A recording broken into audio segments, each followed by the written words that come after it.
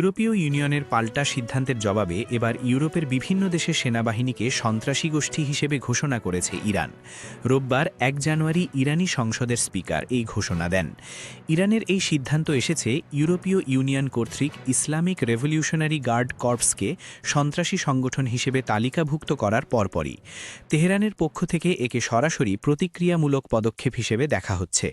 ইরানি সংসদের speaker Mohammad বাগের Ghalibaf জানান, আইআরজিসিকে সন্ত্রাসী সংগঠন ঘোষণার পর প্রণীত পাল্টা আইনের নির্ধারিত ব্যবস্থার ৭ নম্বর অনুচ্ছেদ অনুযায়ী ইউরোপীয় দেশগুলোর সেনাবাহিনীকে সন্ত্রাসী গোষ্ঠী হিসেবে বিবেচনা করা হবে।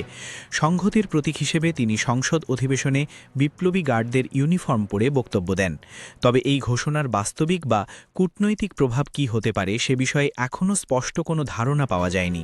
এর আগে বৃহস্পতিবার ২৯ জানুয়ারি ইরানের সরকার বিরোধী বিক্ষোভ দমনে কঠোর ভূমিকার অভিযোগে আইআরজিসিকে আনুষ্ঠানিকভাবে সন্ত্রাসী সংগঠন হিসেবে তালিকাভুক্ত করে ইউরোপীয় ইউনিয়ন। ইউরোপের এই সিদ্ধান্তকে ইরান বড় কৌশলগত ভুল বলে আখ্যা দেয় তেহরান। ইরানের পররাষ্ট্রমন্ত্রী আব্বাস আরাগচি সামাজিক যোগাযোগ মাধ্যম এক্সে এক পোস্টে লেখেন, যখন বহু দেশ সর্বাত্মক যুদ্ধ এড়াতে কূটনৈতিক চেষ্টা চালাচ্ছে, তখন ইউরোপ এই সিদ্ধান্ত নিয়ে পরিস্থিতিকে আরও উত্তপ্ত করছে। ১৯৭৯ সালের ইসলামী বিপ্লবের পর প্রতিষ্ঠিত ইসলামিক রেভলিউশনারি গার্ড কর্পস ইরানের সর্বোচ্চ নেতা আয়াতুল্লাহ আলী খামেনির প্রতি সরাসরি আনুগত্যশীল একটি অভিজাত প্যারামিলিটারি বাহিনী।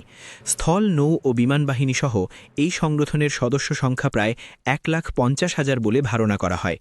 এর আগে যুক্তরাষ্ট্র ২০১৯ সালে, কানাডা ২০২৪ সালে এবং অস্ট্রেলিয়া ২০২৫ সালে আইআরজিসিকে সন্ত্রাসী সংগঠন হিসেবে ঘোষণা করে।